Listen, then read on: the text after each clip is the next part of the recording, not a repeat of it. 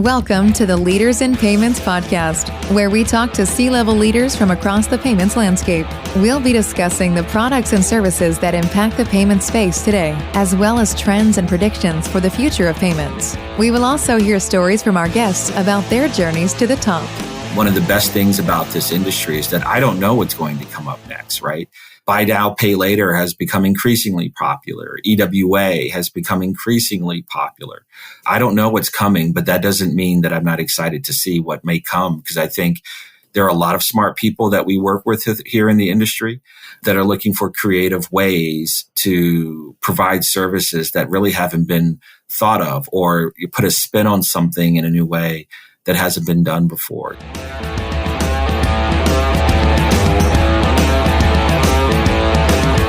That was Brian Tate, the CEO and president of the IPA, the Innovative Payments Association, and he's my special guest on this episode 229 of the Leaders in Payments podcast, and I'm your host, Greg Myers. Brian grew up in Maryland and has a passion for meeting new people and new companies. Away from work, he loves spending time with his family and getting away with a good book or movie. The IPA is a trade group of a little over 60 companies that focuses on payments and what is going on in the regulatory world. They try to help their members develop positions on a consensus basis and use those positions to advocate for the industry. Their members include very large financial institutions, some small financial institutions, program managers, processors, and a number of law firms. Brian and I go on to talk about his journey to becoming the CEO and president of the IPA, as well as some of the hot topics in the payment space today. We've got a great episode ahead, so let's get started.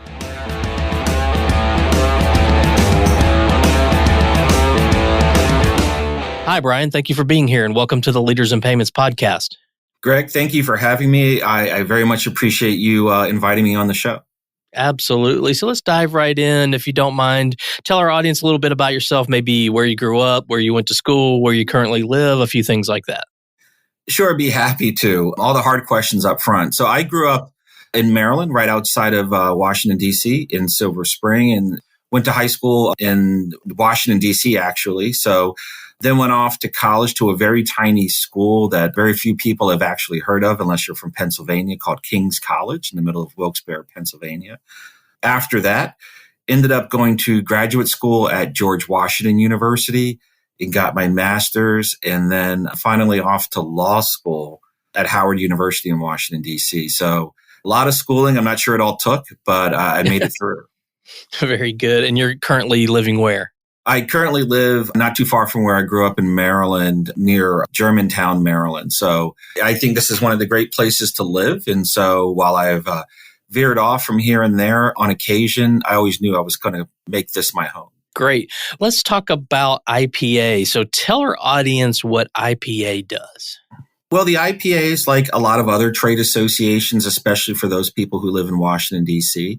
But if you don't, we are a trade group of a little over 60 companies, and our job is to focus on payments. And we help our members kind of digest what's going on around them in the regulatory world and on Capitol Hill.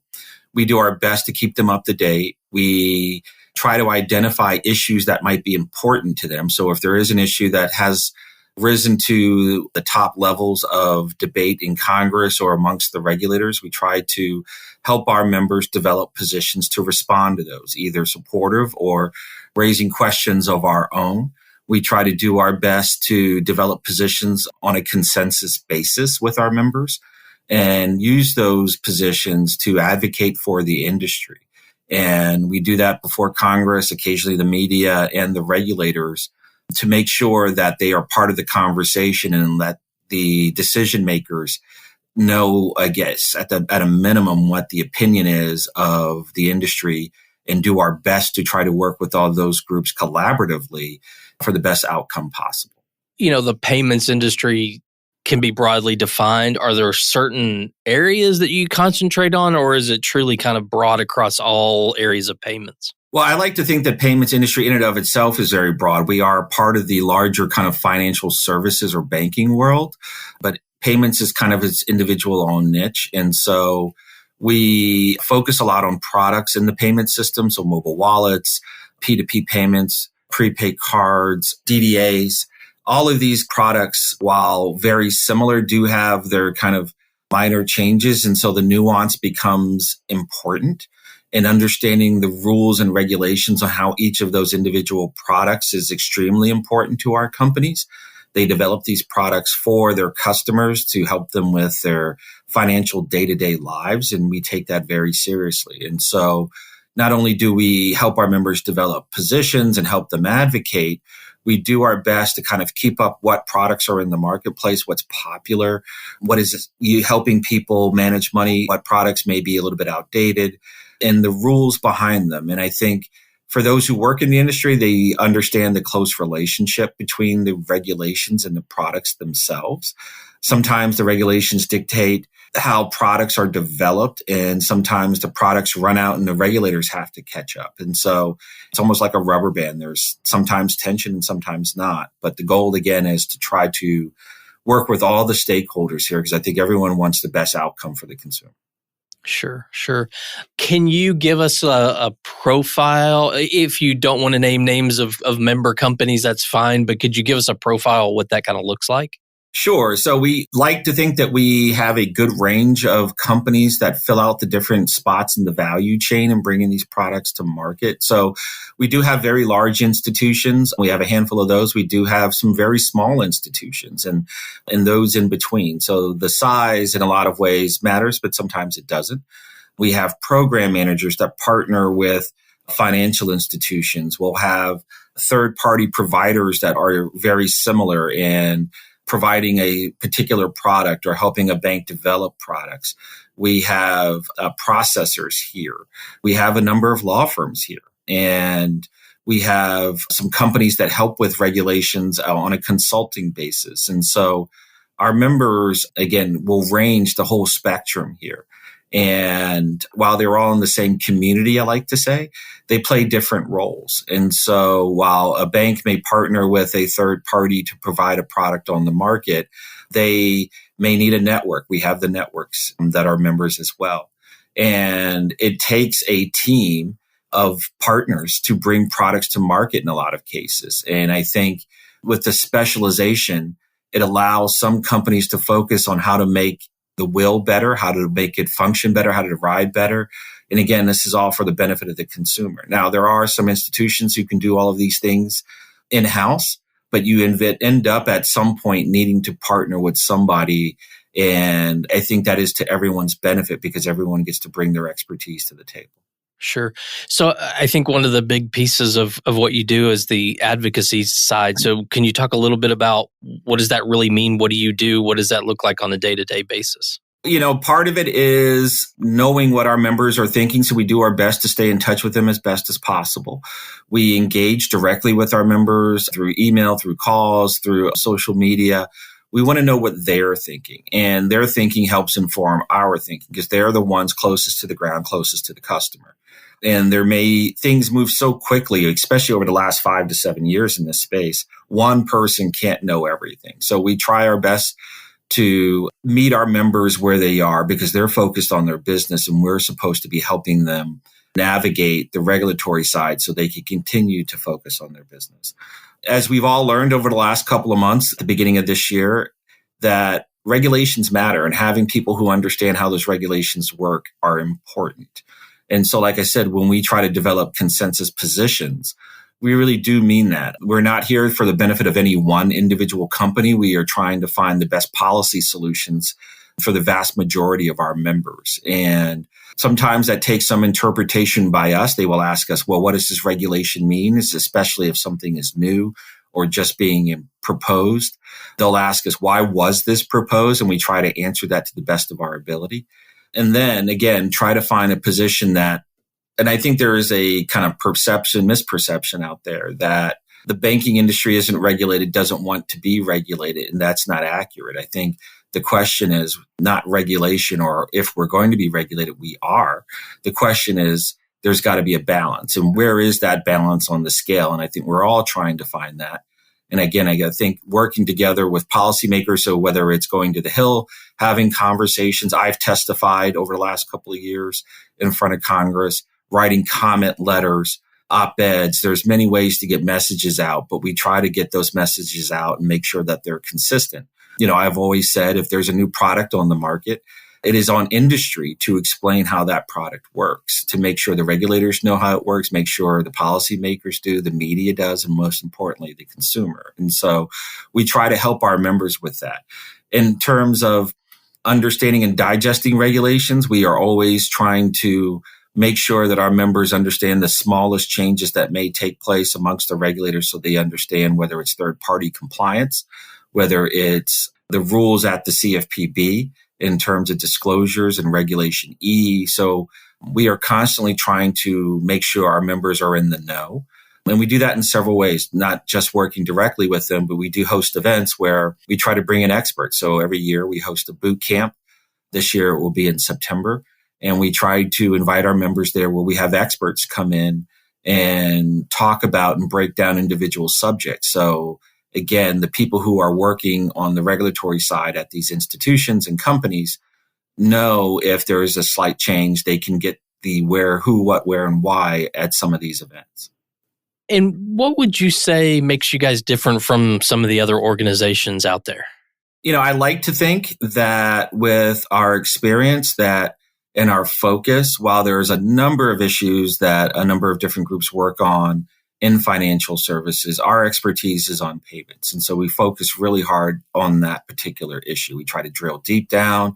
If I don't know an answer, one of my colleagues does. We work with outside consultants and law firms to make sure that we understand and try to answer the questions we can for our members. And while there are a number of different adjacent issues to payments, and sometimes we wade into those when it's appropriate, and sometimes it may be too far away or too many degrees away from what we're thinking about.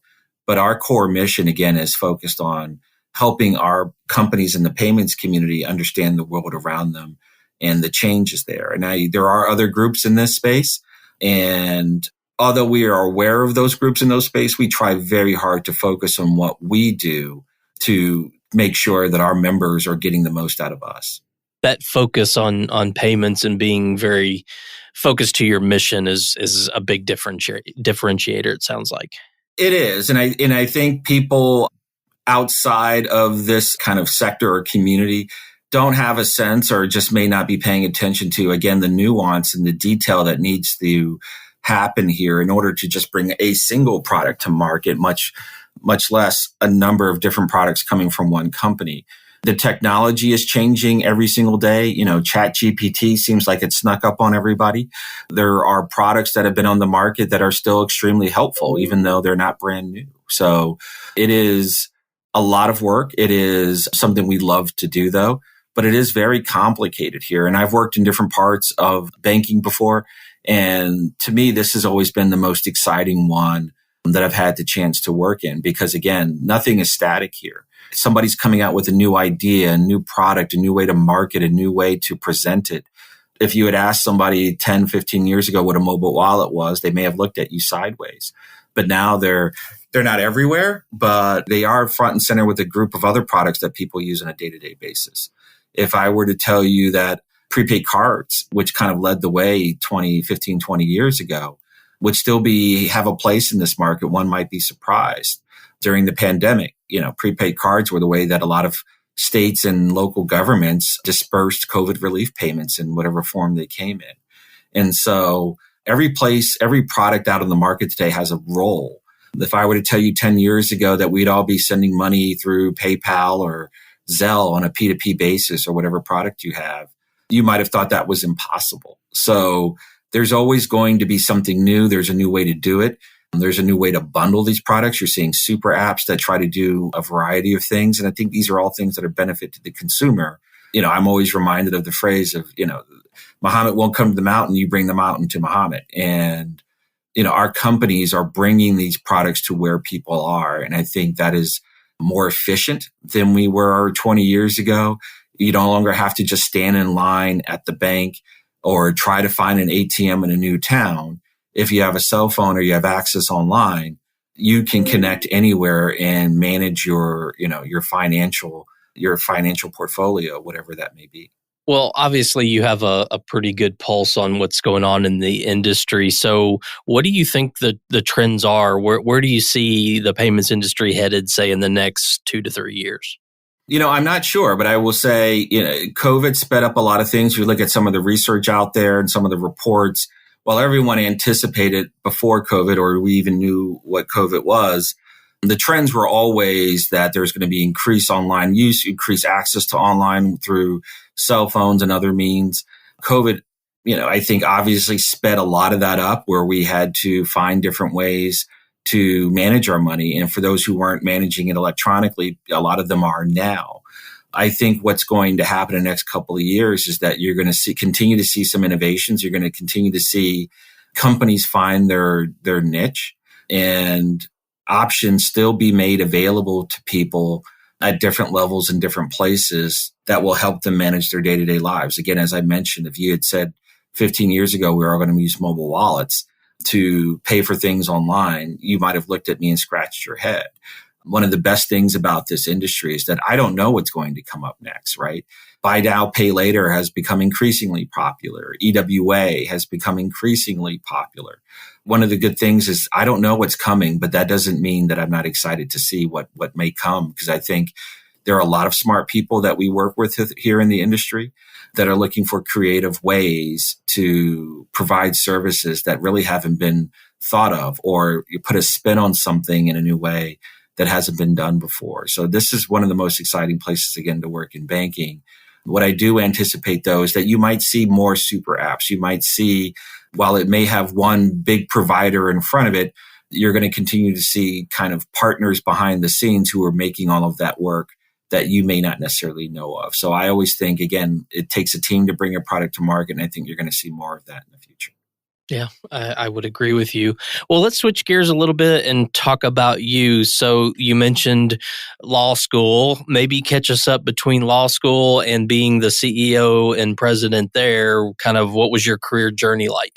If I was talking to my kids, I'd just say I was CEO right out of law school. But it was a winding trail. And one of the best quotes I ever heard from a bank CEO was Richard Davis, former CEO of US Bank, who used to say, nobody grows up dreaming to be a banker. And, it's something you kind of just find yourself in or fall into. After law school, I was trying to figure out what I wanted to do with all the schooling I had, and it took me a while. And I had worked on Capitol Hill after college for a couple of years. I had an internship at the White House during school. So I was very fortunate to get that. And while I was looking around trying to figure out what to do, there was a position at a credit union trade association. And at the time, I didn't know much about banking other than the fact that I had a checking account with about $5 in it.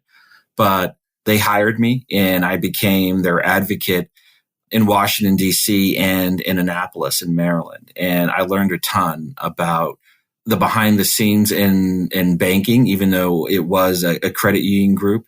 A lot of similar issues, right? Everyone's got a checking account and makes mortgages and auto loans. So I like to say the credit unions gave me the basics to kind of an understanding of how all of this works behind the scenes.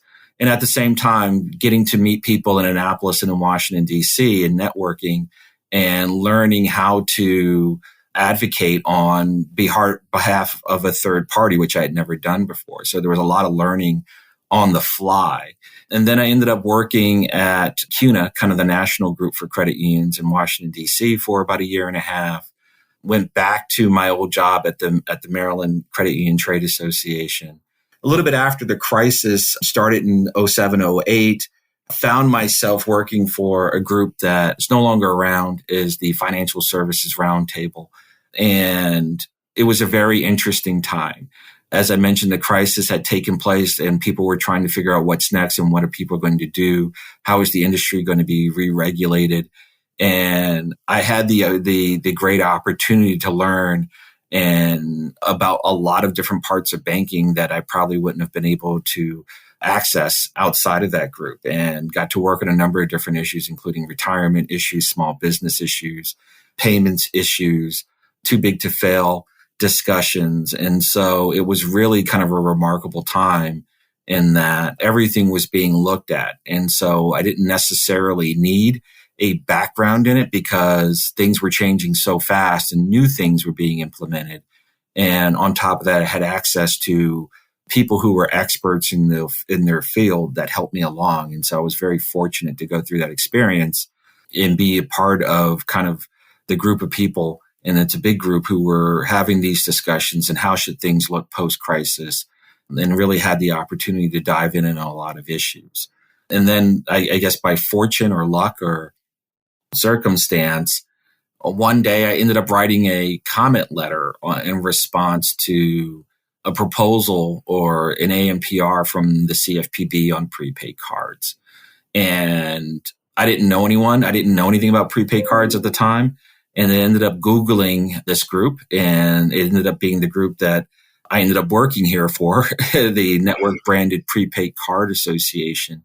And I got to talk to a person named Terry Maher. And Terry didn't know me out of the blue from anyone, but he was generous with his time.